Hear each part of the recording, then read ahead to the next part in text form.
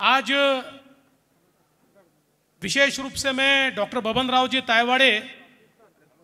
इनका अभिनंदन करना चाहता हूं कि लगातार उन्होंने पूरे देश में ओबीसी समाज को एक साथ लाकर ओबीसी समाज की एक मजबूत आवाज तैयार की। और आज हम देख रहे हैं कि इस सभागार में भी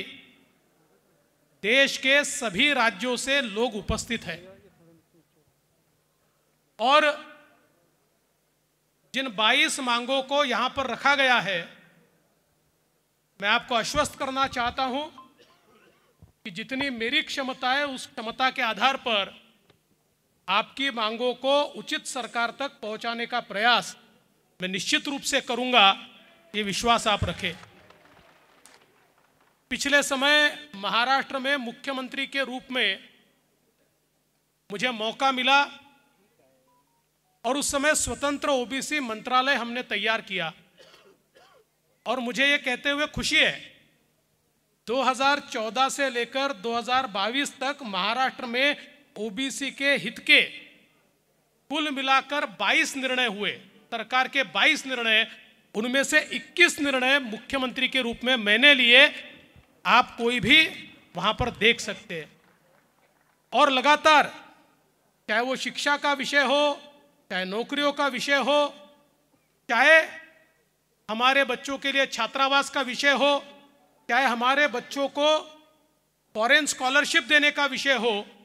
चाहे आईएएस आईपीएस का ट्रेनिंग देने का विषय हो, जो मांगे बबन राव जी आपने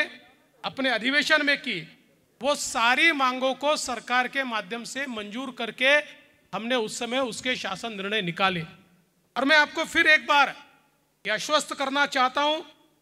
कि आदरणीय हमारे मुख्यमंत्री शिंदे जी के नेतृत्व में जो हमारी सरकार आई है, यह सरकार निश्चित रूप से ओबीसी के हितों की रक्षा करेगी और ओबीसी के लिए जो निर्णय आपने अपेक्षित किए हैं वो निर्णय हम लेंगे। कुछ समय पहले जैसे ओबीसी के राजनीतिक आरक्षण की बात हुई थी तो मैंने नागपुर में ये कहा था कि मैं सरकार में आऊंगा और अगर 4 महीने में ये ओबीसी का राजनीतिक आरक्षण वापस नहीं आया तो राजनीतिक संन्यास ले लूंगा, ये कहने वाला मैं व्यक्ति था। और मुझे खुशी है और मैं उसका कोई क्रेडिट नहीं लेना चाहता, सबने मिलकर प्रयास किया, लेकिन ये ओबीसी का राजनीतिक आरक्षण ये यहां पर वापस आया और अभी उसमें बहुत कुछ करने की जरूरत है और आने वाले दिनों में वो करके हम निश्चित रूप से दिखाएंगे और ओबीसी समाज को न्याय मिले,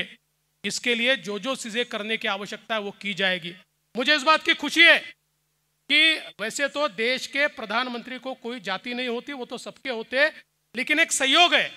कि आज देश के प्रधानमंत्री जी भी स्वयं ओबीसी है और ओबीसी की समस्याओं के बारे में जानते हैं। और जैसा कपिल पाटिल जी ने कहा,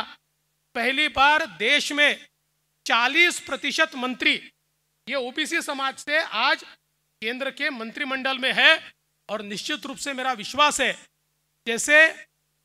ओबीसी के बारे में जो संवैधानिक दर्जा ओबीसी आयोग को देने की बात थी, इसको मोदी जी ने पूरा किया। हमारे बच्चों को ऑल इंडिया कोटा में डॉक्टर बनने के लिए आरक्षण नहीं मिलता था, कितने सालों से मांग थी, हम संघर्ष करते थे, बबन राव जी कितना संघर्ष हुआ,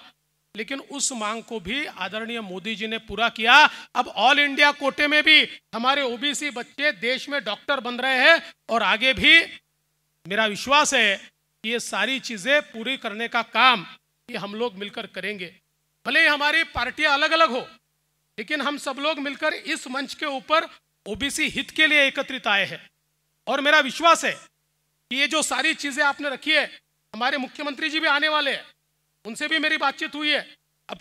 कुछ मुख्यमंत्री जी का प्रेरोगेटिव होता है तो कुछ चीजें वो भी कहेंगे और मैं आपको विश्वास दिलाता हूं, चाहे महाराष्ट्र हो चाहे देश हो, ओबीसी के हित में आपके नेतृत्व में जो काम चल रहा है, इस मंच के नेतृत्व में जो काम चल रहा है, इस मंच के कार्यकर्ता के रूप में हम लोग यहाँ पर काम करेंगे और आपके इन सारी बातों को आगे ले जाने का काम हमारी सरकार के माध्यम से होगा। वैसे भी बबन राव जी इतने सालों से, क्योंकि आप नागपुर से आप जानते हैं मैं स्वयं इतने सालों से नागपुर से लगातार जीतता आया हूं और आज राजनीति में 30 साल मुझे हुए हैं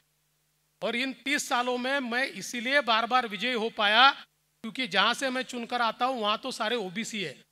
ओबीसी लोगों ने ही देवेंद्र फडणवीस को बनाया है, देवेंद्र फडणवीस को वोट दिया है, देवेंद्र फडणवीस को चुनकर लाया है। तो ये तो मेरी जिम्मेदारी बनती है कि ओबीसी के सम्मान में जो भी चीजें हो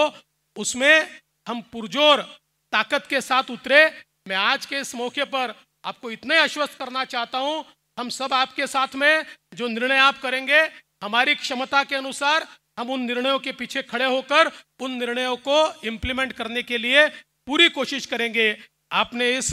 राष्ट्रीय अधिवेशन में हमें निमंत्रित किया, इसलिए आपका आभार व्यक्त करता हूँ। मैंने आपसे निवेदन किया था कि मुझे जल्दी जाना है, आपने उसकी भी परमिशन मुझे दी, इसलिए आपका आभार व्यक्त करते हुए अपने शब्दों को विराम देता हूं। जय ओबीसी,